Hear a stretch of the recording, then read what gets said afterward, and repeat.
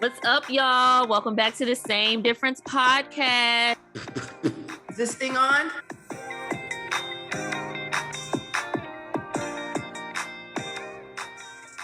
Hey, friends.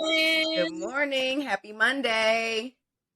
What's going on? Oh, another start to a lovely week in this beautiful Black History Month.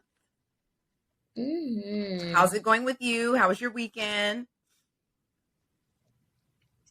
It was quiet. It was cool. Yeah. Nothing super, nothing really to report. Just to be quite honest, I talked about this on my TikTok one day this week. There's a TikTok video where I talked about my struggle with Hinge, and I'm talking to two guys on there now, but I think after February, I might give it up. Okay. I think it's time for me to make my stage left exit. I just think part of it, and this is what I talked about in the video, part of it is me. Part of it is I'm part of the problem, because I'm just busy and I don't give talking to anybody enough attention as I need to for something to be as successful as I would like it to be. Now, part of that is me, but part of it I think is that I'm not meeting people who have like a bit of charisma and some really like good personality to them that draws me in and keeps me intrigued and interested into talking to them. So I would say that, but just knowing that I'm focused on stuff, I just kind of want to like not refocus because I'm still focused on it, but I kind of just want to drop any of the dead weight, and Hinge is starting to feel like dead weight to me. So yeah. I don't like online dating. I've never really liked the apps, but being new to Chicago, I think it has been a great tool for meeting people. The thing is, I feel like Hinge or any dating app, you meet somebody and there's more or less pressure for it to work. We've connected, we've talked, we've gone out on a date, it's going well. What's next? And I don't want to be forced, into, a situation, and I don't want to go through the motions because it's the right thing to do. I'm sometimes, for me, it's like, are you on the app because you're really looking to date and you're in a position where you can do so? Or are you there for an ego boost to see how many bitches like your picture and want to like connect? I mean, honestly, because there's no need for you to be on a dating app if you're not really ready to date. And that right there. Yeah. So, yeah. I don't know. I have a lot of thoughts, but some of them I'm going to take them offline. Okay. We can do that. We can definitely do that. I love your self-awareness and recognizing that maybe you are not ready and that you need to take a step back. I think that's incredibly important. And I don't think that there are a lot of people that are out here dating that are actually taking like a self-inventory and thinking about if they are ready and equipped to do so. Well, I don't even know if it's that I'm not ready. I just feel like the way that you connect with a person on Hinge isn't my style. Like how people have like love languages. Some people like quality time. Some people are, what's the love languages? Quality time, words of affirmation, touch, right? Touch. And Hinge just isn't my way. Yeah, I think that part of the struggle that I'm having is like, the guys want me to be like super honed in, and it's like I don't really know anything about you. And this little pity pat, very juvenile text messaging that you got going on isn't allowing me to get to a place where I want to reach out first, or I want to respond. As soon as I see that you text me. So I guess the only way to fix that is to meet people in person. And the only way to meet people in person is to actually get out the house. Right. So I would say I'm going to try, but I'm not going to lie. So I'm going to just say we'll see. We'll see. I like that. That's the best I can do right now. We'll see. Because what I don't want, like when you say, well, you're not ready, it's not that I'm not ready. That's just not my way. So I'm willing to give it a chance for the rest of the month. and to try to do what I can do for the rest of the month. That gives us a little over, that's 15 days. Okay. We'll see. We shall see. So, okay, Valentine's Day plans then? My plans for Valentine's Day is the same thing, is the same plans that they were for today and the day after Valentine's Day. Just keep making. Okay. All right. Mm-hmm. Yep. No plans, just another day for me. Gotcha. That's that. Mm-hmm. Yeah. What about you? Do you have plans for V-Day? TBD. What is that? TBD, to be determined. Okay. I don't know. All right. Okay. I might be doing the same thing I did last year, facing a bottle of champagne alone. That actually don't sound like a bad idea. That sounds like something I would. It was fun last year. I had, had to take an exam and get my broker's license for my new job and shit. And they let you know that day if it's a pass or a fail. I passed that day. I treated myself to a bottle of Dom Perignon and drank that the whole thing. And I have a good question. Because Valentine's Day is always like this thing. I grew up getting Valentine's from my parents. Same. So I've never looked at Valentine's Day as like, oh, I'm not with anyone, so fuck it, and I don't care about what everyone. Good for you, happy. I've never been like that. I've always, if I didn't have a Valentine's Day, guess who's still celebrating that shit? Me.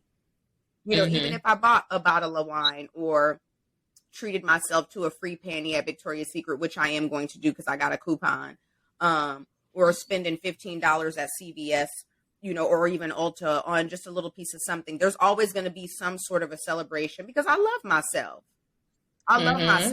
And like, there's this whole Galentine's thing where, you spend Valentine's Day with your friends. Like, I don't want to feel invalidated or less than because I don't have a man that's giving me flowers or taking me out. Like, Valentine's Day is to celebrate love in all of its forms, even loving myself. So, if I don't do anything tomorrow, it's not the end of the world. I don't give a fuck. Like, it's not that serious. I'm happy that I'm getting up, thank you, God, for, allowing me to see this day. That's how I look at any day. But yeah, I don't really get too caught up in like feeling down and out if I don't have a Valentine for myself, or spending time with someone that's sweet on me. That's never been. Yeah, I grew up the same way. My mom always had like a cute little, D-Day little thing for us. Never grew up doing the whole Galentine's thing. Yeah, I didn't either, but I get it. I guess. Pass for me. But yeah, I don't feel like last year when you were studying for your broker's license, I was buying myself a new car. So that's what I did for Valentine's Day last year. I think that was big enough a gift that I'll just carry it into this year. Take my baby to get washed. Yes, go drive around the block and shit. So that's all I got planned for V-Day. Nothing too spectacular. Speaking of V-Day, and I know you, but let me see. I be trying to decipher, y'all, if I'm about to talk about something that we've talked about on the podcast, or is this a conversation passion I had off the podcast? I'm trying to remember. I feel like we did because we talked about sometimey friends last week, and I think you mentioned that a nigga tried to, that's what it was, spend the block. Yeah, I had a nigga try to spend the block on me too this past weekend, and it's a fuck no. It's a get off my line. It's a stop sending me messages and texts from text now numbers because you blocked. Your real number is blocked on all my devices. Like, let's take a hint and leave me alone, please. Thank you. And don't make me out a restraining order on your crazy ass. Okay? Oh no, let's not do that. It just made me think of, though, when we talk about Valentine's Day and we talk about these niggas that's trying to spend the block, this soul tie thing. Soul ties is a real thing, and I just feel like, why is it that I personally feel like, I don't know about your situation with the guy that was trying to spin the block on you, but I just feel like there is some part of a soul tie that is not completely severed, and I want to know how to sever it. I feel like I've done my part. I've blocked I've blocked the number there is no social media contact. I don't reach out. I don't want to be reached out to. But I just feel like, in the moment right before I got that text when they were trying to spin the block, some of the thoughts that I had in my mind and some of the things that I was thinking is kind of like, you ever been doing something or think about something and like the person that you're thinking about call you or text you like, oh my gosh, like, I was just thinking about you. That I was thinking about him, but I was just thinking about something that that connected us in the past. And I just feel like, did this person hit me up because that soul tie is still there? There's still some sort of connection that they felt too, so they reached out to me. I don't want to be reached out to. Like, that's not what I'm getting at. But just the whole thing about soul ties makes me so intentional about creating another one. I have had so many horrible soul ties. I don't know if they're called horrible soul ties, that I've just soul tied to a person that was horrible, but I don't want no more of that shit.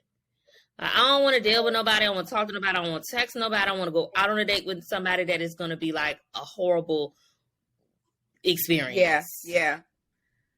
Man, that's interesting because I don't know. I feel like that's really interesting because I don't know that I guess I could say I've had soul ties, but when the young man called me or texted me to spin the block last week, like for a quick second, I was like, oh, he reached out to me. But then I started remembering how like it's been radio silence for like the last 4 months. And if you were a good man and you actually had your wits about you and you were very serious about reaching out to me again, you don't hit me up at 12:45 a.m. on a Friday. You contact me at a decent hour, especially if you really want to have a talk with me. So, it could be a soul tie, but also like, or are you just trying to see if the window is open? If there's a window of opportunity for you? That's always what it is. It's always you trying to see if the window is open. But what I'm saying is I think it's because either the soul tie hasn't been severed or a fuck nigga gonna just do what a fuck nigga do and he gonna reach out either way. Now, I'm gonna be honest, just like you said, like for a second, you were like, oh, they reached out. For a split second, I thought about texting some shit that I knew I was gonna regret. I didn't text what I knew I would regret, but I did text something. And I immediately regretted because then it began to just flood me with more messages and calls. You don't get it. Leave me alone. Yeah, I mean, so can you give us a brief like description, like, hey, appreciate you reaching out, but I'm not interested, or I'm unclear on why you're reaching out to me now because the last time we spoke, we didn't have a good conversation and it actually got kind of ugly and kind of felt like we were at the point of no return. So why are you returning? Yeah. Seriously. I'm gonna use that one, friend. It kind of felt like we were at the point of no return. So why are you returning? I like that one. I have questions that need answers. Okay. I'm gonna just be quite honest with you guys. The text that they sent me was sexual in nature. Okay, womp. And also, I am the type of person where like I really enjoy getting the last word. So I don't want to respond. I don't want to respond and the response be something that he deems that he needs to respond to. I kind of want to ask and answer my own fucking question in the message and let you know don't ever fucking hit me up again. That's kind of how I want it. So I don't want to approach it and say, oh, I thought we were done, or oh, I thought I made this. No, I'm going to like really chew you up, spit you out, and you come back again because the fucking audacity. Yeah. Leave me alone. Yeah. So while I can't really disclose, let me see if I can disclose. Like I said, the text was sexual in nature, and that's another thing. Like, nigga, who the fuck you think I am? Yeah. Who the fuck you think you are? Yeah. Why do you think I want you? No. Like, why do you think the kitty cat is going to hit you with the meow? No, she's not. All 9 lives are gone, babe. Yeah, I'm looking at it now. Definitely can't. Not off. Yeah, He was spiraling out of control. I was trying to think of what I could give you. Okay, how about this? I'll tell you like this. If I was to water one of the plants in your house, and I tell you, yeah, Pasha, I just watered this plant in your house and it looks great. And you respond by, what you should do, because you don't want me watering the plants in your house, and because you don't want to talk to me, is you shouldn't say anything. Mm-hmm. But instead, what I did was I said, I knew you liked the way I watered your plants. That was my mistake. Because then I was flooded with phone calls and text messages that I do not want and that I will not be responding to. For what? What you mean? Why would you respond? Why would you entertain that anyway? Like, for what? I don't know why I said something. I wish, it's like I said, as soon as I said it and I sent it, it was like 20 more messages came through, and I was just like, why the fuck? I mean, were these like a why won't you talk to me message, or what's wrong with what I said, or why are you acting like that? You know, like, did the messages turn negative the more and more they came through? No, the messages didn't turn negative. The messages, like I said, were sexual in nature, and no. That's so whack, though. Ugh. It's so whack. Like, get the fuck off of my phone. Yeah. So that's that. That's where I'm at with the whole soul tie thing. If I need to figure out some type of voodoo concoction or some type of praise dance or something I can do to sever it, Lord, show me the way. I made sure to hit that good old block button. Yeah, I made sure to hit the block button because it there was nothing good was going to come from revisiting that situation.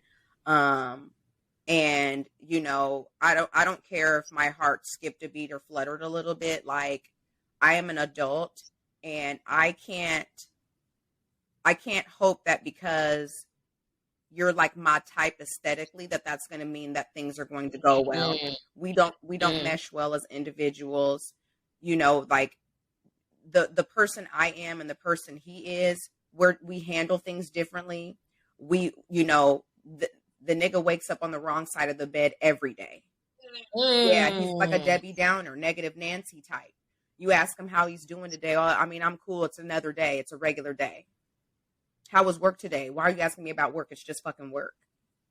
I remember he came over and I gave him a hug and I said I was happy to see him. He was like, why? It's just Wednesday. And I'm like, I can't be excited to see the nigga I fuck with. Okay. Just like I said, negative Nancy, Debbie Downer. I don't want no parts of that shit. Like, you're the type that will see me enjoying myself on my birthday and find a reason to make it about you and make the night be shitty. I've dealt with somebody like that. I could smell that bullshit a mile away. So, you know, when I had talked to my friends about him reaching out, they were like, why wasn't he blocked? And it's just like, you know what? You right. Let me block his ass. And I did. So, so now there's no room for him to reach out, speak to me. Well, see, I did my part. I did the blocking. And he still found a way. On every platform, I've done the blocking. On the phone, the number I've done the blocking, but niggas want to be getting a text now number, a new one every day. That's so crazy. And I don't want to be found. Leave me alone. That's crazy. And I'm one of those girls where if you and I don't work out and you start messing with a new chick, you don't got to worry about me. Your new chick don't got to worry about me, because when I'm done with it, I'm done with it. And if I know you got a new chick, oh, sweetie, that ship has sailed and it has sunk. Don't ever think you're going to spin the block around me and you got a new chick. No, thank you. Yeah, I don't care about none of that stuff. I just want to be left alone. When I'm done, completely all the way over and done. I don't know why he's not done, but I'm done. Yeah, when I was done with text messages, I got myself on in the bed and settled in to watch the second season of Harlem. Hey, speaking of spinning the block, season 2 out now on Amazon Prime. Yeah, but I didn't know that all the episodes weren't going to be on there. So they just piecemealing us, giving it to us little by little. 2 at a time. That's whack as hell. I think that streaming services have to figure out a way to extend the life of like the promotion and the excitement, and you binge a whole season in a weekend, that's it. The conversation's over, on to the next. And so, you know, I know HBO Max does that because they have their shows that they air every Sunday, and it's just, you know, you can get a new season, but you're not gonna get the whole thing. I don't mind it. Yeah, I thought it was whack, but I understand. Yeah, from a business, it makes sense. I definitely watched it, and I was like, 2 episodes, So I was mad. So tell me what you thought about the show. So spoiler alert, if you haven't been watching, I'm happy that Camille and Ian are spinning the block and actually staying true to their real feelings. You know, in a situation, like, he could have ran off and married that girl. And sometimes I think that that's what happens. People, I'm in this is the person I've chose. I kind of just got to go through with it. Now, granted, the wedding was off because he got caught. But I'm glad that Camille and Ian faced the facts and faced the music and said, you know what, I do still love you. And I do want to, like, see what's going to happen between us. Now, Miss Mira, she read them for filth, both of them. Mm-hmm. And I was impressed. And she should. I was impressed. I thought she was just going to do the whole crying thing. Maybe let me just marry this man anyway. I thought that's what would happen. She had her poker face on when she was walking away with her dress, and she said, no, hold on. Let me just get both of y'all together. And when she let Camille and Ian, you know, when she gave them a piece of her mind, I was like, okay, Miss Mira, okay.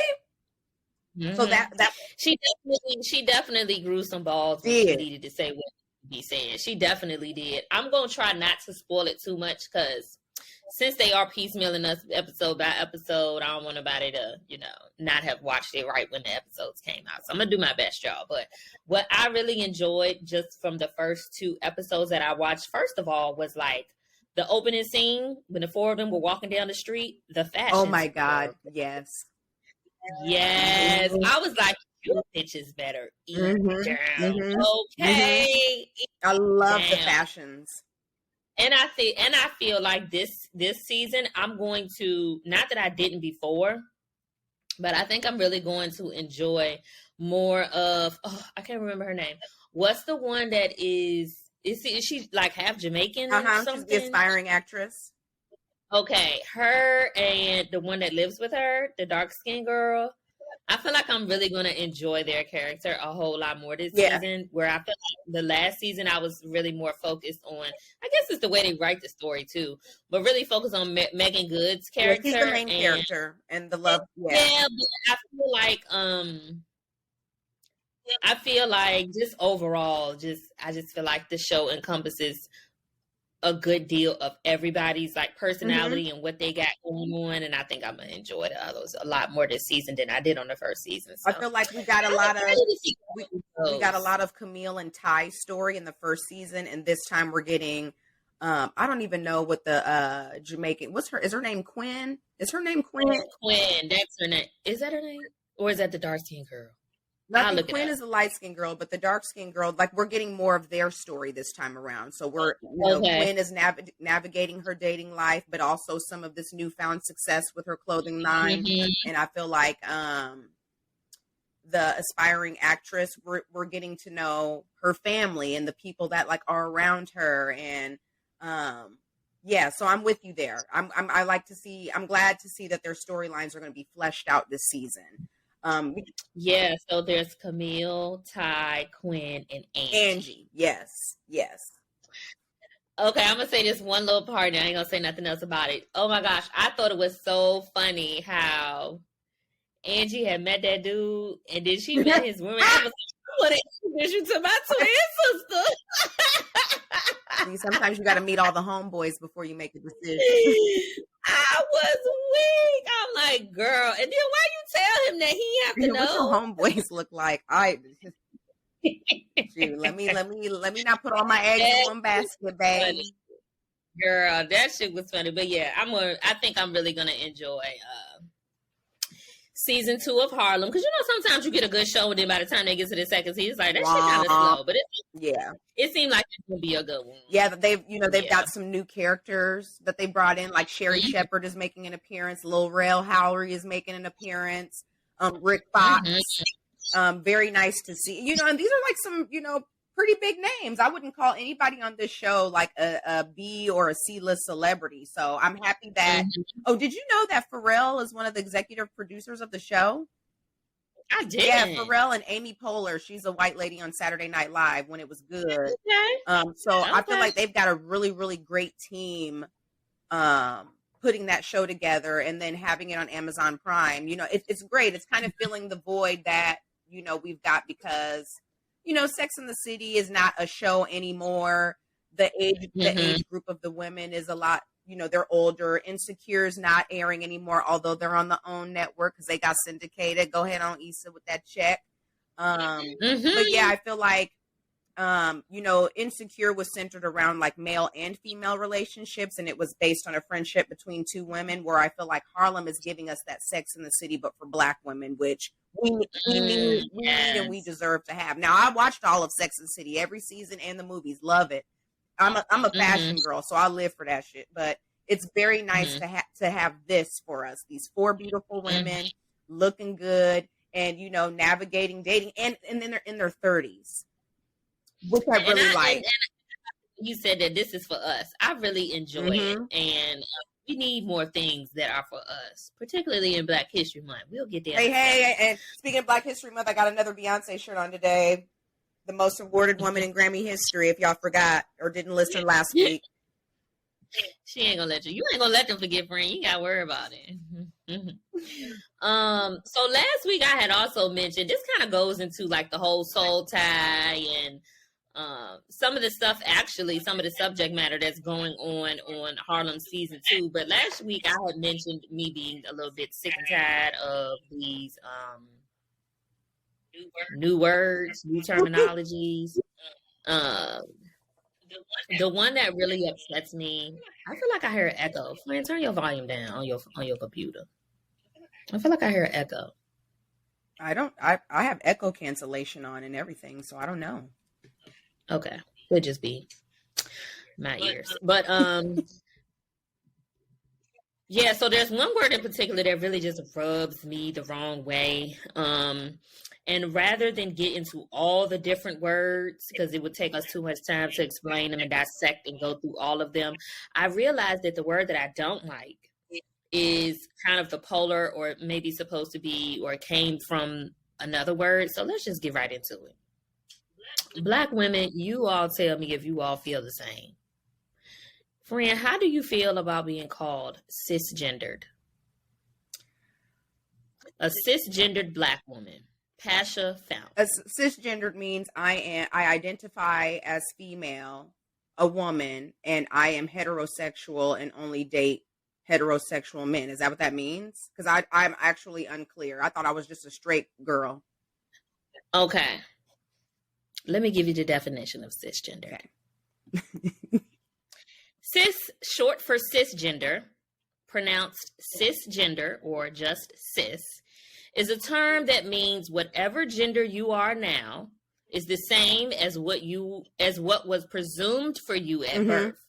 This simply means that when a parent or doctor call you a boy or a girl when you were born, they got it right. Okay. Well, if we're going by definition alone, then yeah. Okay. I was born a girl, and I am a girl, and I like. But who came up with this word? Who came up with it? Where did it originate? Why is it being used now versus just saying Pasha is a girl? What's wrong with that? Why do we have to keep adding more terminologies and creating words that by definition already have a word for them? Right. Good point. I don't like being called cisgendered. I'm a Black woman, period. There's no discussion about that. There's no dissecting that. I'm just a Black woman. Well, I'm wondering if you would like to know if I like men or women. I'm a straight Black woman. I think this term is coming up. It's not like men. Right. I think this term is coming up because you have people that were assigned a gender at birth who do not identify as that now.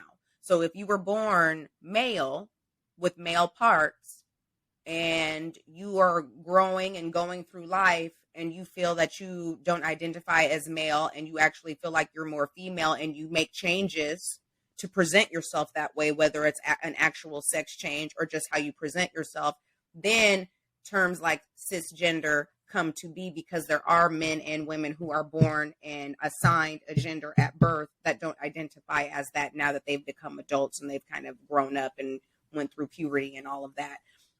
Okay, but that's for the person who was assigned something at birth who now feels that they were assigned the wrong sex at birth. Yeah. But what does that have to do with me? Why do I have to get now a new made up name to help you feel more comfortable? So if I was, let me give you the definition for the opposite or the other word, transgender. Transgender is a general term that describes people whose gender identity or their internal sense of being male, female, or something else does not match the sex that they were assigned at birth. So if you were cisgender and I was transgender, why did I have to make up cisgender for you because I identify as transgender? You understand what I'm saying? It's like y'all, it's like there's so many words being put on and so many labels being given to people. I don't want no labels. I'm cool with just where I am, what I am. I don't like feeling like in order to make other people comfortable, I have to do this. But the hell with if I'm comfortable. Do you understand what I'm saying? Like, I just feel like there's just so much, there's such a big push for identity and putting labels on things, and I don't want that shit. Yeah. I don't need to be identified as cisgender. Y'all know I'm a Black straight woman, period. I feel like the whole cisgender terminology is, it's a way to identify me and give me a label because you have one and I don't want a label. Okay. I don't like. Okay, I see what you're saying. Like if I was around people who weren't straight and they say, "Are you cisgendered?" Or, I'm a Black woman. That's what I say. I don't want to be given a label of cisgender. Yeah. I don't want that label. Yeah. I feel like it's actually quite silly and very foolish to even label me, someone who is a woman, who was born a woman, who identifies as a woman, to give me a label. I'm the whole reason y'all creating labels. Yeah. Because you don't identify with what you were born as or what you are or what other people perceive you to be. I don't like it. I would like for it to stop. I would like for the continuation of making up more words, you know, and having to go by pronouns and all of this stuff is like, I don't want to be forced to do things to make other people comfortable with. I'm not really comfortable with all these words being made up and what they mean. The pronouns are crazy. I remember when I did that play a few years back. And like we had got together, we were doing rehearsals, and there were some new people that had got, you know, that were part of like the stage crew. And so we were introducing ourselves, and it was like, "Hi, my name is so-and-so. My pronouns are they," or she, her, they. And, you know, "Hi, my name is so-and-so. My pronouns are he, him." And I'm just like, whoa, like, okay. So when I introduce myself, I can't just say, "Hi, my name is Pasha," and that's my name. Like, I actually have to tell you that I want you to refer to me as a she or her. You know, it's just, you know, even in some emails, some work emails, they'll have their, you know, their name and their phone number, their title, and then they'll have their pronouns. And it's just, I didn't realize referring to, you know, like Kaylani, for example, she is a lesbian or queer. I'm going to say queer. I don't want to call her a lesbian. But I think her pronouns are they. And so it's for me, it's like, okay, when I refer to someone that looks like a woman, has presented herself as, I don't care if you have on baggy jeans and a t-shirt, and I can't tell if you have big titties or small titties, you know, but I'm seeing this long, beautiful hair. You have very feminine features. I know that you are a female. I know that you are a woman. I didn't realize that if I referred to you as a she, that might be offensive. But you are a girl. You are a woman. You are a she. You are a her. I'm not referring to you as that to offend you. And so that's where the pronouns trip me up, because I'm literally just using the words that I was taught to use in elementary school when we were taking English class and language arts. this has nothing to do with me being disparaging to a certain community, or to say, well, you look like a her, so I'm gonna call you a her. You know, your mama named you this, so I honestly, because I am not a part of this community, I tend to stay out of it and stay out of the conversations. I know what I am. I know how I like to be referred to as, and that's it for me. I actually went to Target, and I was bypassing the card section, and it's Valentine's Day, so they got all their shit up. And you've got your cards for your husband, for your wife, for a friend, for a family member, for a galentine. But then there's a section, and it's LGBTQIA+. This is the section for this subset of people, right? Yeah. And I was like, wow. I remember when it was LGBT. Now you got the Q, the I. I'm trying to figure out what's the I and the A for. I wonder if LGBT. Q is queer. I don't know what anything after that is. I'm wondering if A is asexual. Okay. And then I don't. And then I don't know. And the plus, I don't know. I guess I could do a better job educating myself, but also like, why though? And that's exactly what I said. I don't understand. And I won't say that because I don't understand, then it's not valid. Right. That the words can't be used and the terminologies can't be, something that is. But what I'm saying is, when it comes to me, don't wrap me up in that. Yeah. Yeah. I'm not a cisgender woman. I'm a Black woman, and that's just period. Yeah. Yeah. I think I don't need anybody to give me a terminology because you've created one for yourself, or the community has created all these different terminologies to describe people's sexuality. And it's like, I don't need the label, and I don't want the label. Don't call me. Yeah. Don't call me. And I was with somebody somewhere, and somebody was saying something about my butt, asking if my butt was real, and then asking, am I cisgendered? I'm a Black woman. I am the epitome. I am what all other people, races, sexes aspire to be. People are laying on their table to get built like a Black woman. So don't insult me and ask me about all these terminologies that you've created. Yeah. Don't do that with me. I don't like that. Wow. I don't like that. Yeah, there's a guy that I went to college with who, for whatever reason. And yes, my buddy is real. I know that's right, girl. I don't have no additives. My behind is all of mine. All of it is mine. Did you? Sometimes I would like it to shrink down just a little bit in size. That's why I have to keep my weight down, because when people say, "Oh, they got it, they laid on the table and they didn't even get their grown woman body yet." My grown woman body has been here for quite some time. Did you want to get up and give us a twirl? The more grown she gets, the bigger she like to get. So I try to keep my weight down. See. So I don't have that ass and it's my behind. Let us see, yes. Joy. I'll put some on because there's body, okay. Let us see. Maybe I'll make a reel and I'll give y'all a look. Yes, I love it. That's actually very insulting, though. Don't ask me if I'm cisgendered because my body is looking like ping pow ping. Like, come on, what? It's looking like Black women's bodies look. Stop playing with us. Yeah, that's strange. That's strange. But all of this is in an effort to be inclusive. I think that because there have been so many derogatory labels that have been given to the queer community, that they are trying to find labels that fit, that are respectful, and I'm down. And that I'm down. That distinguish one from the next. That's how I understand it. Again, when I let a lot of shit fly over my head by choice. I don't know what the fuck that is. Whatever. But I'm not out here calling anybody the F word. I'm not calling a lesbian the D word. I am very careful with, my language, because I don't want nobody running around calling me the N word. You know what I mean? I totally understand it. I get it.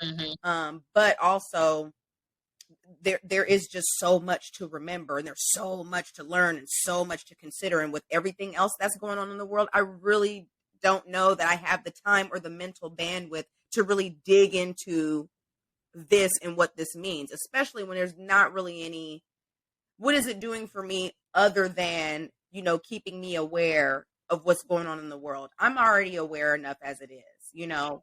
I don't look, I'm keeping up the best that I can with all of these changes, all of the addition of the letters. And I, you know, and I am very much inclusive. I'm not, you know, I'm not here to disparage yet another marginalized I've never been about that, but I understand where you're at with the okay. Well, I'm down for I'm down for inclusivity for sure.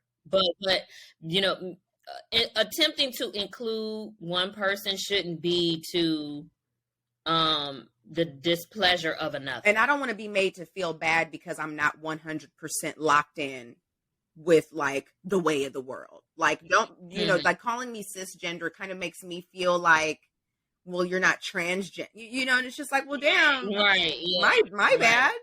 Like, there's nothing about my gender that it has been called into question that I need to put a label on it so people understand. I am exactly what I am, what you perceive me to be, and what I look like. I present as such. I've always moved through life for 36 years that way. So I don't need to be included in any of those conversations or labels or terminologies. Please take Black women out of the group chat. Straight Black women, take us out. We don't need to be in that. Thank you. Thank you. And like you said, you know, them, you know, the LGBTQAI plus community wants to be heard and seen and felt, and they feel like they need to create words that help other people or themselves identify each other. I'm down for that. Do that. But take me out the group chat. That's all. Take me out the group chat.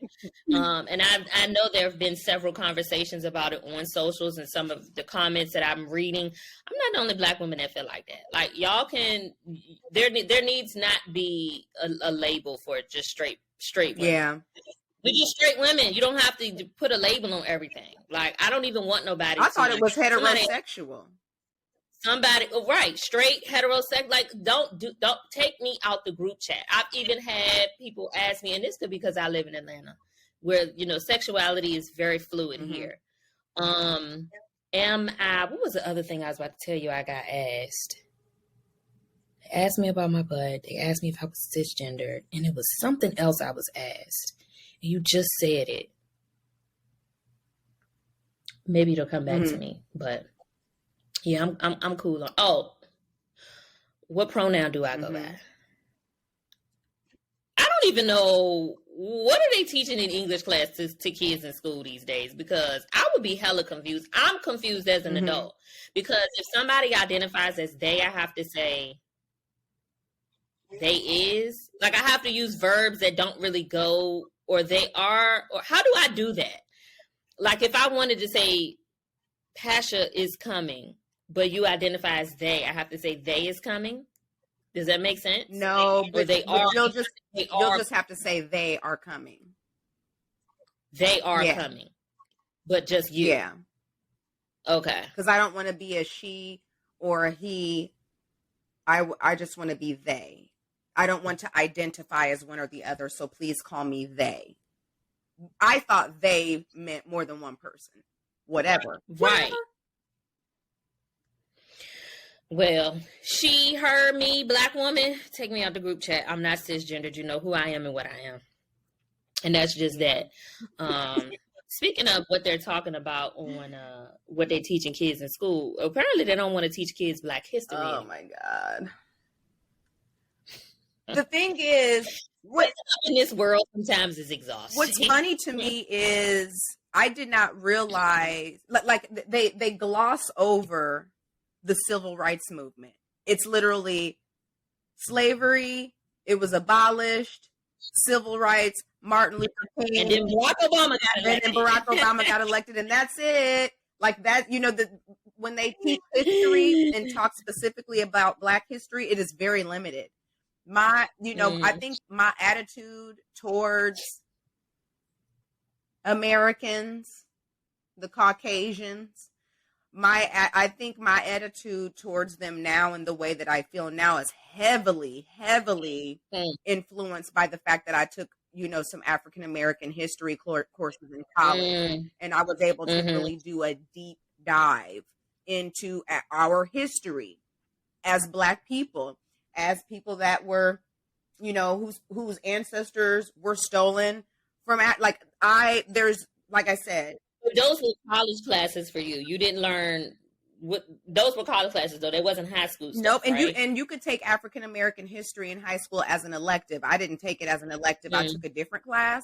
Okay. But you know, but not because I didn't want to. It's just kind of my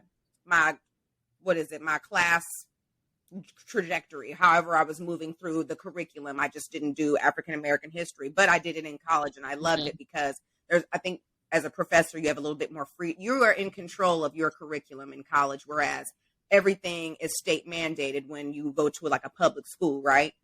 I think it's weird that they don't want us to study African American history, or that they don't want us to cover Black history. And it's just like, well, I don't understand. Like, what is that about? What was the reason? They don't want white people to be looked at as horrible people. They don't, like, white people think that because slavery is over, that we should just get over it, move on. And that's literally what it is. Move on. Like, why do we have to talk about the civil rights movement? Why do we have to talk about slavery? Like, they're trying to ban critical race theory. Like, they want to get, but it's like getting rid of that means that our Black history is going to be ignored and whitewashed and, you know, kind of skipped over. So this is something that's happening across the country. In Florida, if you are in high school, or you won't even have the opportunity to take African American studies as an elective. So Governor DeSantis, along with the College Board in Florida, removed AP history curriculum. They've removed Black history from the curriculum. There's no more critical race theory. They're going to be studying contemporary topics, or they won't be discussing contemporary topics like Black Lives Matter. It will be optional, I guess, to the teacher who's teaching it, if that comes up, or if a student asks about it. But the College Board also purged the names of Black writers and scholars associated with the critical race theory, the queer experience, and Black feminism. I think it's because they feel like we're too empowered these days. We are. Well, we are, but to them it's a threat. To me, I think we got a whole lot more empowering that we need to do. But it's more than 24 states are talking about adopting this same measure, where critical race theory isn't discussed, is not allowed, is not taught. Slavery and civil rights, now they don't want it up for discussion. So I don't know if you saw that at least 200 students walked out of their high school last week. Did you see that? So this was in Tuscaloosa, Alabama. Okay. More than 200 high school students walked out after they were told by school leaders to omit certain relevant events from an upcoming student-led Black History Month program. They were told that some of the administrators, or at least one administrator, was uncomfortable with slavery being discussed. Why? It don't be uncomfortable when they make them movies in Hollywood. I mean, it's you know, racism is never too uncomfortable when we have to watch the police kill unarmed Black people. At the end of the day, you can eliminate all that shit from the curriculum. But what is the news telling us?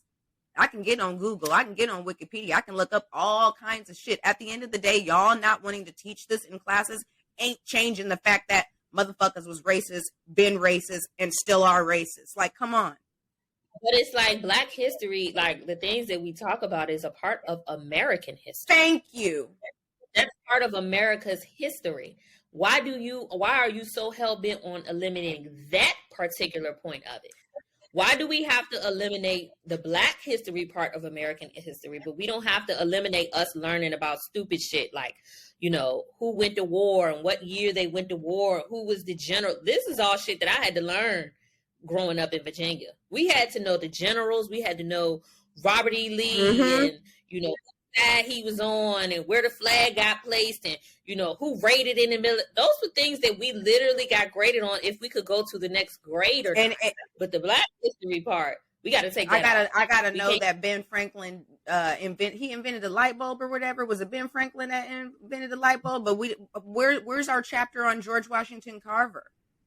And, Mm-hmm. and who invented the stoplight? Because that was a black man. Stoplights are important. Mm-hmm. Mm-hmm. Like, just as important as Henry Ford and that fucking car. Okay, the reason why you can drive the damn car on the streets and keep safe is because we have stoplights. Like, come on. It's weird, you know, or like even hair care. Madam C.J. Walker invented so much more than just the relaxer. There's so many other things. And we love health. And she was one of the first black millionaires because she started a black hair care business. Like all of that is relevant information. And paramount. We need to know that. Right. Like even the slaves getting freed. So we can't learn about Harriet Tubman. We can't know about, you know, key pivotal people, Sojourner Truth, and we can't know about stuff like that now. Why? Why would we want to keep that out? But this is the thing.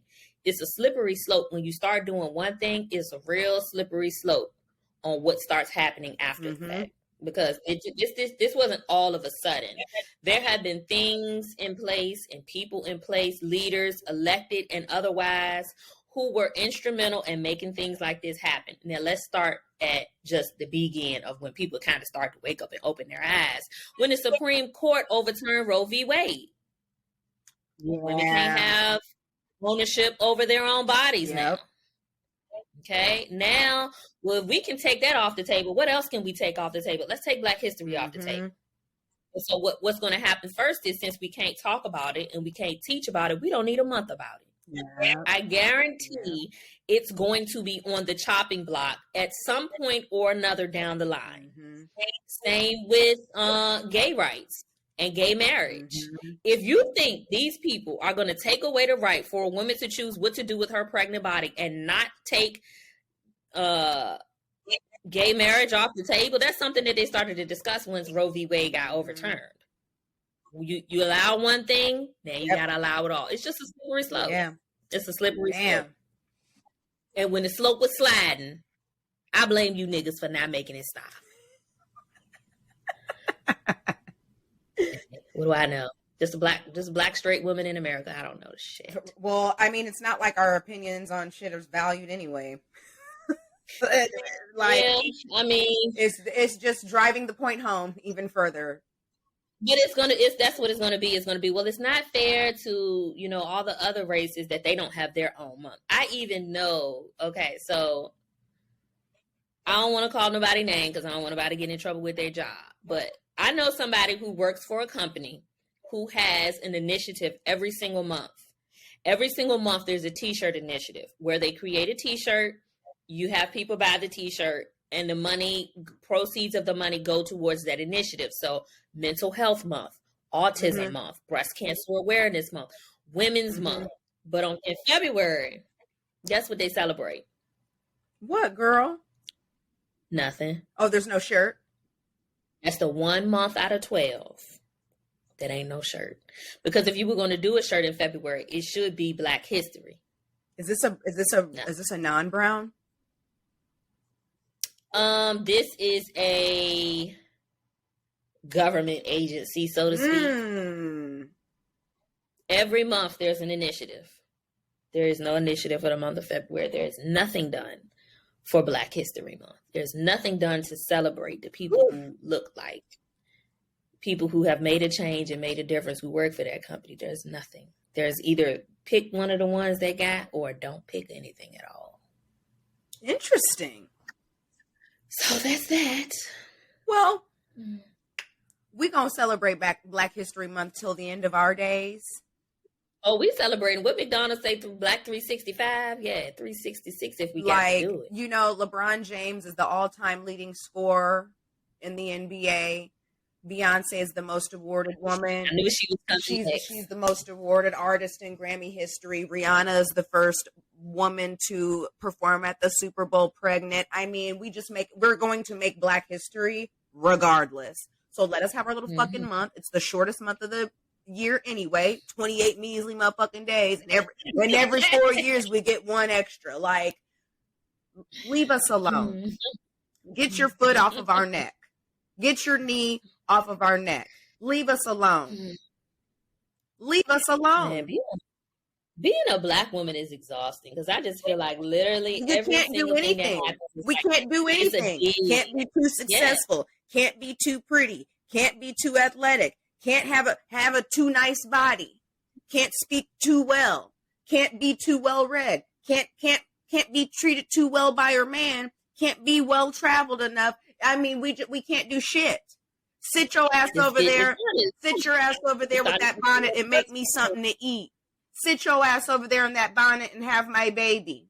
Sit your ass over there in that corner and watch Love and Hip Hop. How dare you pick up a book and actually learn something? How dare you pursue your PhD? And that's why you women is single now, because y'all too independent. Y'all want this, that, and the third. No, we don't deserve to be treated well. We don't deserve to be awarded. We don't deserve to be praised for being naturally beautiful. We don't get praised for anything. Nothing.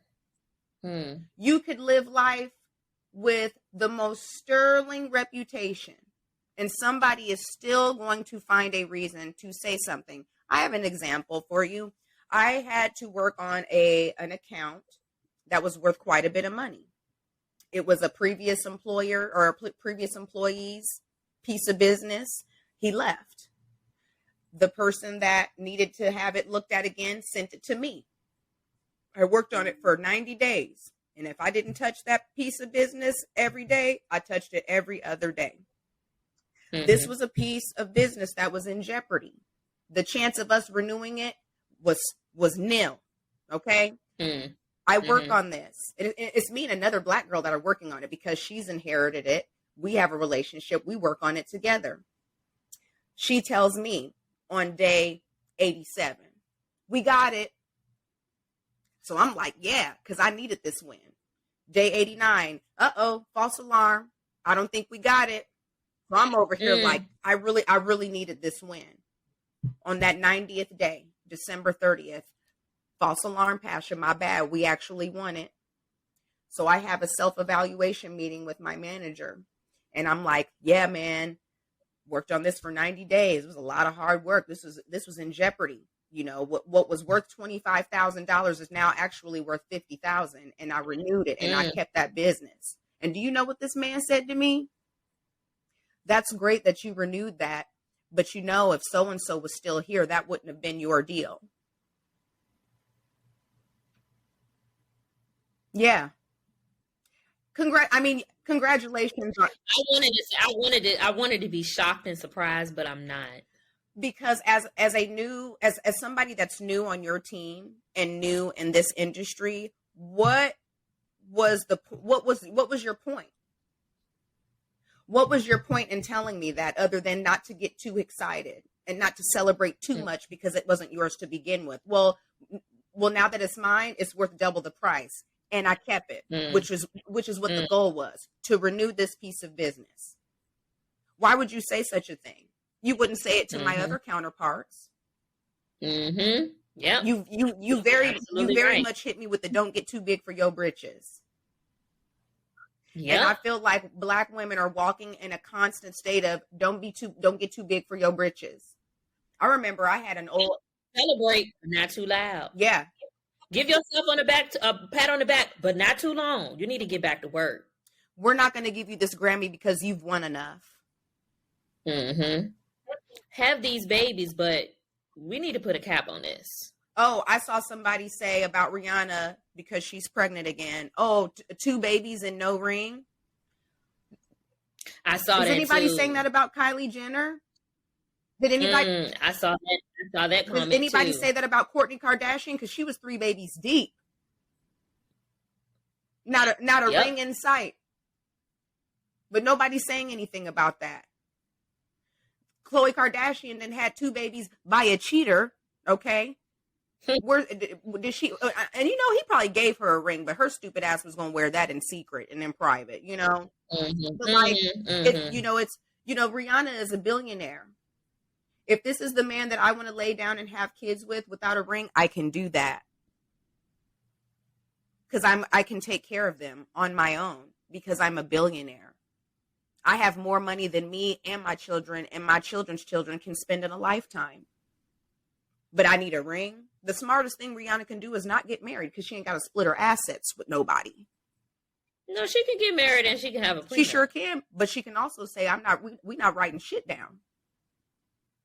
Yeah. I'm on both sides of the yes, coin. Get a prenuptial agreement if you want to get married. I would like for women, not just Rihanna, not just Kylie, not just Black women. I would like for women to be smarter about taking our lives to the brink of death to push babies out for men. Yeah. Because when a woman is giving birth, that's what we're doing. We're literally going to damn near our deathbed to push out another human life. Mm-hmm. And I think that the very least a man could do is give us a ring and to be committed. Not just a ring, but to be committed. So I agree that nobody asked those questions when it wasn't Rihanna, but I also agree that we need to be getting some assurances from these men. Yep. And that's for all women. That ain't just us. Agree. That's everybody. We all put in our life on the line. And so that's what I was saying. And I would like some assistance in raising this human. I would like your input. It's your sperm. I need your input. I didn't make the baby alone. So I'm not going to raise the baby alone. And to my future baby daddy, if you're listening, please know. Please know. We go together and we're going together and we're going to be together. Leave it. Yeah, but I also think it's a bit dated to be making demands for things when said baby is already here. I think, not just ourselves, but how much of a disservice you're doing your child by putting yourself in this predicament that they now have to endure the ramifications of. That's not fair. That doesn't make any sense. True that. Imagine having a baby by somebody like a Tristan Thompson, and you have literally nothing from that nigga except his seed, and now you have a baby. Your child gotta, fight, and if something were to happen to him, fight and scrape with how many other women and children trying to get what's rightfully theirs because that's their daddy. Let's make better decisions for ourselves and our children. I'm ready for the Netflix documentary. I am not agreeing that Rihanna got enough money she can take care of by herself, but why should she? True. Why would she? No, absolutely not. No. But no. I think in what's interesting is Rihanna, she chose well. She chose well. Yes. Did she? Yes. I've always loved the way A$AP Rocky carried himself. He's never he don't carry himself like a Chris Brown or a Drake or a Tristan Thompson. Now maybe he's a little more publicly. Remember, this is what I'm saying. This is what we see maybe he moves differently and with discretion, but Rihanna could have laid down and had a baby with Chris Brown because I know they was in love. She could have had a baby with Drake too. That was a cute little match for the time that it was. But I feel like A$AP Rocky has been. I just feel like he's been very careful of who what the headlines have to say about me. The headlines ain't, oh, he got another baby with another Blasian, or he got a baby with a porn star and he been hiding the kid for however long, or he's hitting on women. A$AP has never moved like that. He is conducting himself like a New York nigga that's getting money, that's got a lady, and he gonna do right by his lady. And I think, well, I would like for A$AP Rocky, and this ain't no dig at A$AP, Rihanna, nobody else. This is just a conversation I'm having about men and women. I would like for him to move like a man and put a ring on it. And a man makes a commitment with a ring. And it ain't a whole lot of, oh, you ain't in the blogs for this and you ain't on the news. That shit don't mean nothing to me. I want a man to move like a man. Well, and maybe he is, and that's why she chose him. Maybe.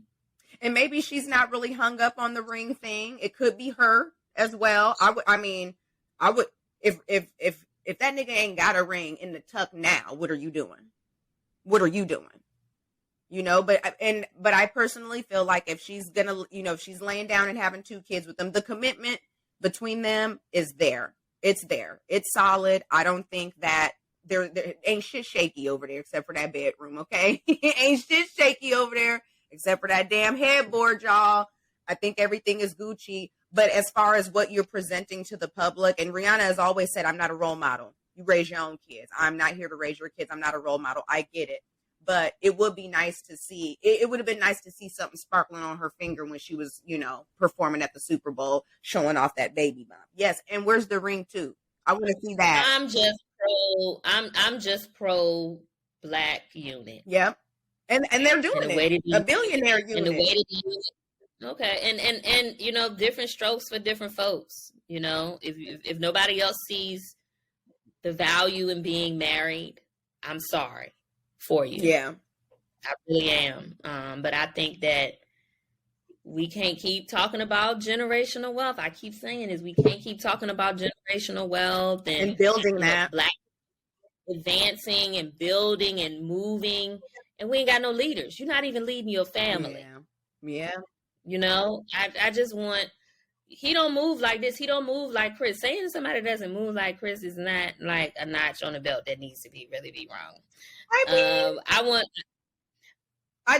feel like she chose a quality guy, I guess is what I mean. But this is why. You can say you don't move like Chris, but when we see Chris taking care of them kids, he's doing that. He's involved in his children's life. He is. Now, the mothers that may lay all over the country in the U.S. or otherwise, I don't know. He takes care of his kids. So it ain't really a dig to say a man like Chris if Chris is taking care of the kids. But I want a man to not just commit to children who are here, but the mother who birthed them. I think that is important for the unity of the Black family, for how Black families look and how children perceive it as well. He's not married to any of his, he's not committed to any of his baby moms. I'm talking about men in general. What I'm saying is you can't make a dig about Chris Brown when Chris takes care of his kids, but I want all of them to be being committed to these women that they keep impregnating. When you say committed, you mean like putting a ring on it? Okay. Yes. Okay. Well, I think A$AP Rocky is committed. But they also don't owe us. They do not owe us. I'm not talking about just A$AP Rocky though. I'm talking about Black men in general. I'm talking about men in general. No, not famous. Famous or unfamous. Just in general. Got you. Understood. Because women are going to the brink of death regardless if you married to a celebrity, dealing with a celebrity True. or not. We're all going to the brink of death, Black and otherwise. True. I don't feel like that's, too much to ask for you to make a commitment to me. Yeah. And I'm going to bear your children. Yeah. Push them out of my womb. Yeah. She said, get somebody else to do it. Get somebody else. That's taking a little bit too lightly. Yeah, it is. I mean, I would love to have a baby with my husband for sure. I want to bring me and my husband. I would like to bring our first child home together to our house. I don't want to bring my baby to my apartment and then you come stay with me for a few days and go do what you're going to do. It's too, I see too much of that. I see a lot of it, and it's just, yeah. Like this dude tried to holler at my homegirl over the weekend, and I definitely think he's a recently divorced father of 3 with a 1-year-old. What do I want with you? Everybody has baggage, but you got a couple of you got some check bags. You got check bags, grocery bags, and a suitcase in the coat closet. That's a little too much for me. I mean, you mean that am I dealing with one woman or am I dealing with 3? And a 1-year-old, she's still healing up. So them emotions is a little. Get somebody else to do it. I cannot, and I will not. And when you were talking about building generational wealth, yes, it kind of starts with 2 people joining their lives together and building something that they can pass down, to their children so that they have a good start in life. And then they can, they've got a nice springboard, and then they meet their person and they join together, and, they kind of pass on the wealth through generations. The way inflation is set up, like I barely want to pay rent alone. Okay. I mean, everything is high. Everything. Everything going up except the pay. Cause I'm on my job's head. What's a merit increase look like? What's the percentage? 2, 3, 5? What is my bonus looking like? I literally don't know. Like, I keep like waiting for the shoe to drop. You know, there have been times where we've seen the stock market go up and down, or even like crash at some point. The banking industry gets bailed out. The housing market will get bailed out. At what point do the people get bailed the government out? increases the debt ceiling? I know minimum wage. I don't know if it was federal minimum wage or is it a difference between federal? I don't know. I think it might be state mandated. I think it might be state mandated because there are different places whose minimum wage has increased, but it's not like universal.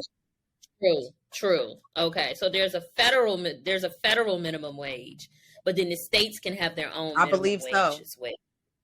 Somebody minimum wage, I think it was federal. Somebody's went up. So I just don't understand like how everything.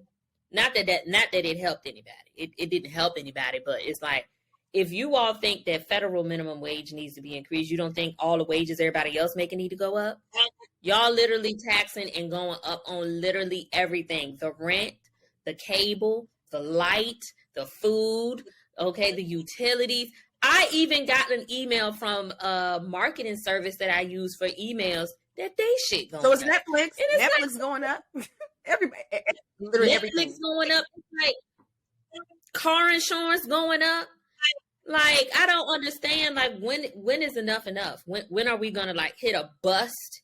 And either I personally feel like this rent being like exorbitantly high like it is, there needs to be some kind of regulations on rent control. There should not be a reason why anybody should be able to charge the prices that they charging for one bedroom apartments, for studios. It is absolutely out. Especially when wages don't measure up. They don't. They literally don't. You got to have a roommate to be comfortable, or you got to be okay being by yourself in a little ass box in a studio. That's literally all you can with do. A white refrigerator and stuff, and vinyl flooring that's dated appliances and decor. You charging top dollar rent. The floor is peeling up in the corner and shit, and you got creepy crawly number 1 and 2 living with you. And it makes no sense. And this is why, what artist was it that said something? Was it Baby? I think it might have been Lil Baby talking about he don't care about credit because he got enough cash. The concept of credit, when you take into account inflation and things like this, is like, it makes zero sense because you charging the people who you say can't afford to borrow or have anything because their credit ain't good, but they paying more in rent than the people who have homes and mortgages. It don't make sense.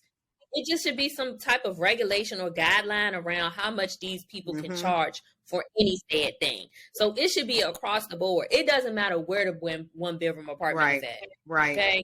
Or if you need to put it on a sliding fee scale, maybe a one bedroom apartment in California looks different than a one bedroom in Make Oklahoma. it income based.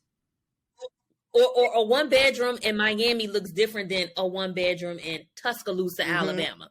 Like do it that way. But there should be some kind of cap on how much these people can charge. I agree.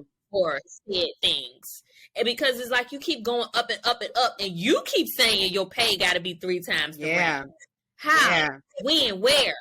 That don't make no sense. I mean, it's literally. Did you want to tell my employer that my pay got to go up so I can make 3 times the rent to live in this $2,500 one bedroom apartment with white appliances? Did you want to let the job know that? Because they're not listening to me. Right. They're giving me what they feel is necessary. And my thing is, and sometimes, like, why is this CEO getting a $20 million bonus? How come he can't get a $15 million bonus? And how come that $5 million can't be dispersed among the people that are actually doing the work, that are in the trenches? The reason why the numbers and the results look the way that you do, and you get the money that you get, is because everybody working underneath you. It's the same thing with working from home. I feel like the reason why people want us to get back in the office is so they can monitor us. Why are you spending all that money on rent?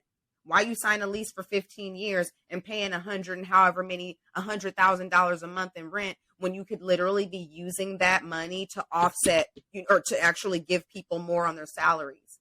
I can have all the high speed internet in the world, and I can make my office equipped for me to do my job. Why don't you tack on an extra $1,000, $2,000 on my check instead of paying whoever a whole bunch of money to have this floor space?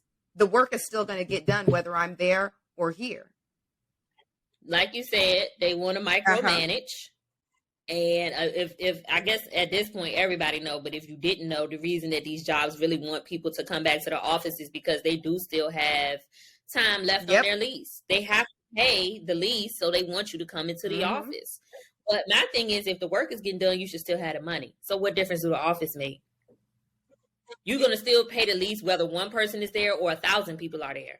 So just fucking pay it. Just wait until the lease is over and then you know not to renew. You can better allocate those funds towards some other initiative or some type of marketing to up your business or pay your employees so you don't have a high turnover rate.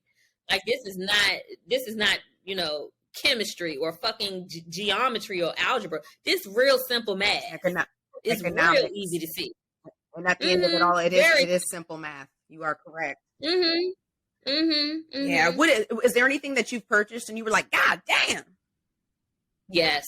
So yesterday was the Super Bowl. I cook for the Super Bowl every year. It's just what I do because that's how I grew up. My mom always cooked for the Super Bowl, and I use dark Karo syrup and to create a sauce for something that I made.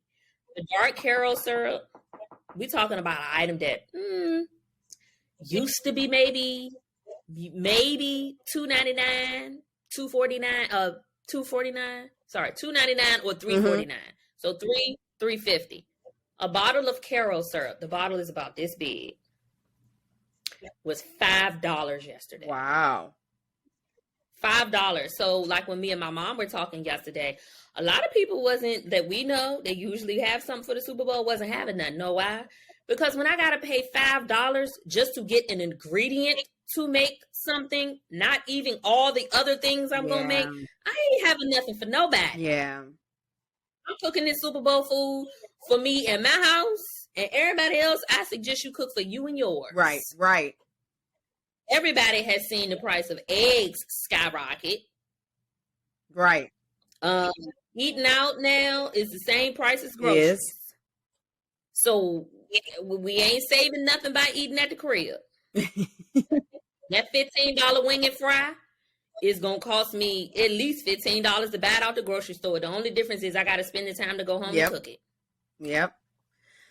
Shoot, the last thing I bought where I was like, Jesus, was paper towels.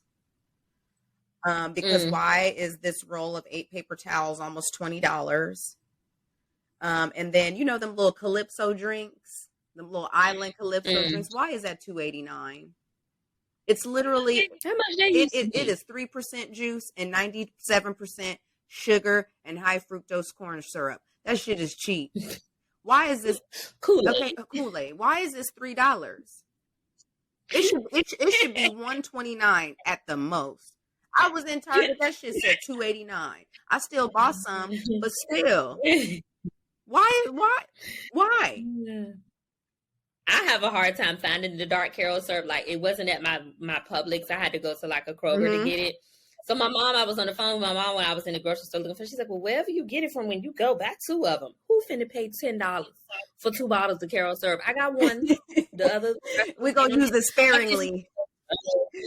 It is absurd. I don't know how people buy fresh fruit and vegetables. Well, the vegetables I buy, but like the fresh fruit, I decided I'm doing a little smoothie type of situation. Baby, I had to walk myself on down to the freezer section and buy the frozen fruit because the real fruit was going to cost way too much. Girl, four Granny Smith apples for $6.79. Eat a dick.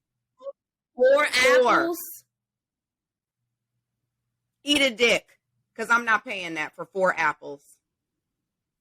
The IRS can go ahead and send me my tax money because I need it. I think this year, for the first time in a very long time, I get a refund. And when I tell you, I am overjoyed. Okay, I'm overjoyed. Give me my money. Ain't no reason why Uncle Sam needs to take 30% of my income and you only going to give me $3,000 back.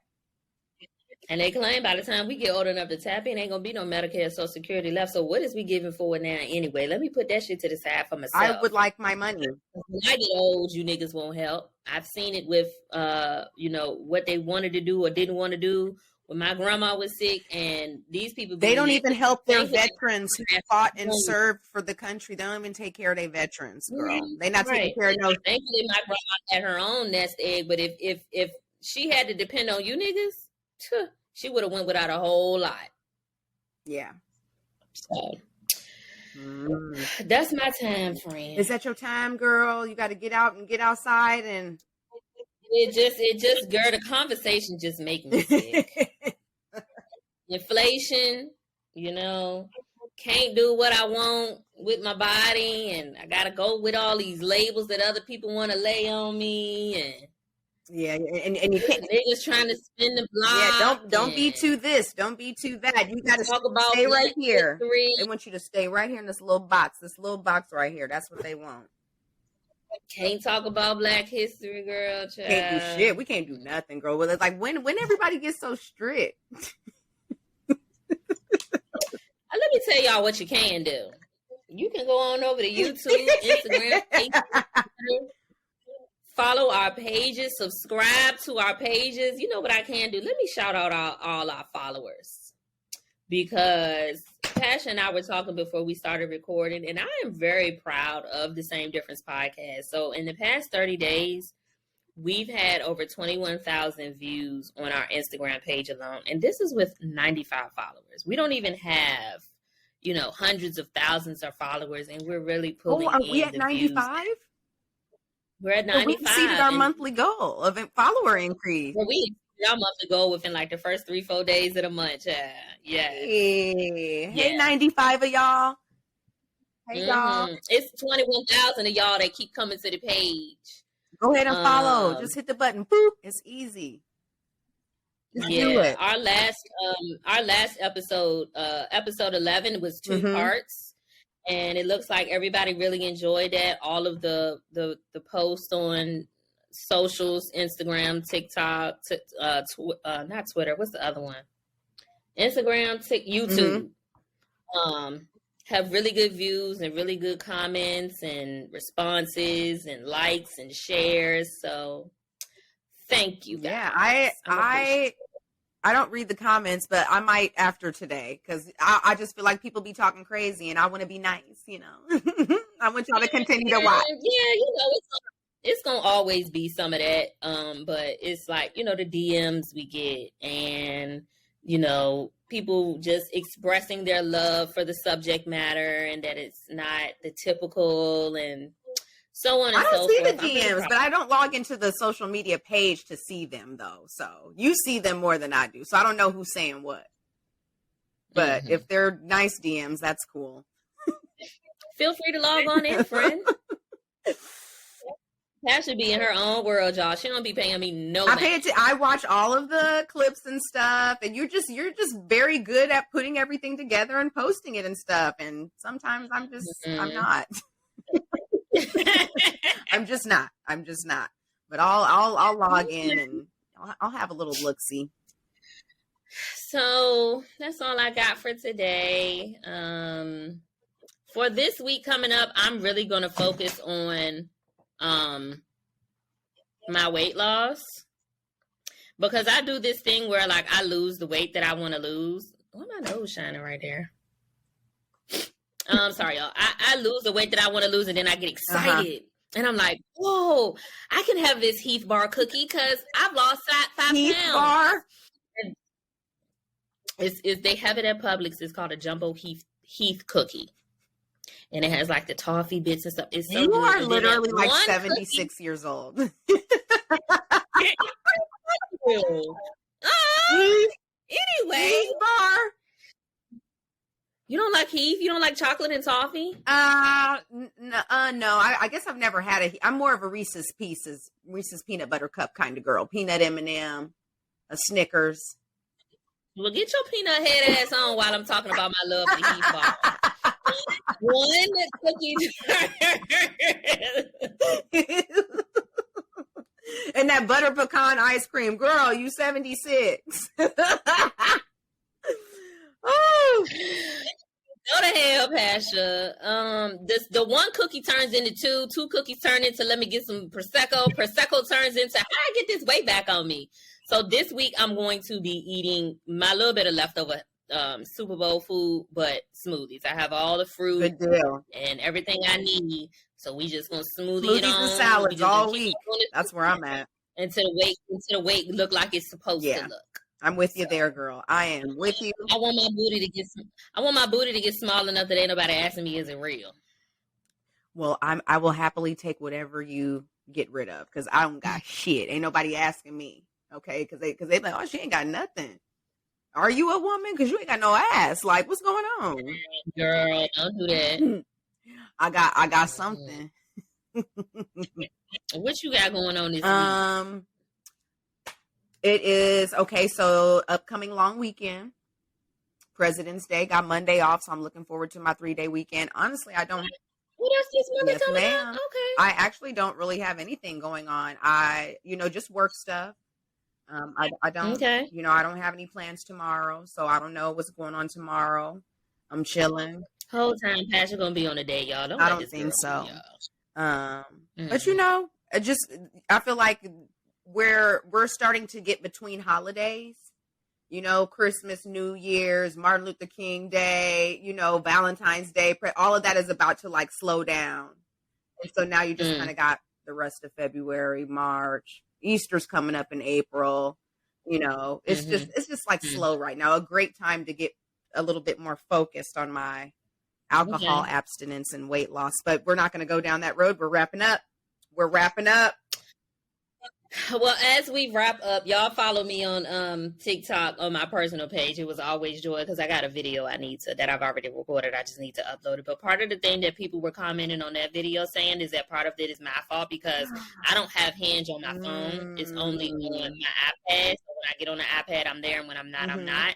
And instead of, like I told y'all at the beginning of the episode, instead of putting it on my phone and act like I'm about to be super dialed in, I'm just going to call it quits after the end of the month and just live life and live it more abundantly without these niggas. So that sounds like a good plan. That's all I got, friend. Weight loss and smoothies for me for the upcoming week. I want to be able to come on here next Monday and tell y'all that I know. I want to look like this next time I talk to y'all. I always feel like you can see it in my face first. My cheeks start to get puffy. It hasn't really happened so far. So before we get to that point, smoothies. A little sunk in about the face. All right, y'all. Like, comment, subscribe. Keep it cute in the comments. And thanks for tuning in. We'll see y'all next week. Bye.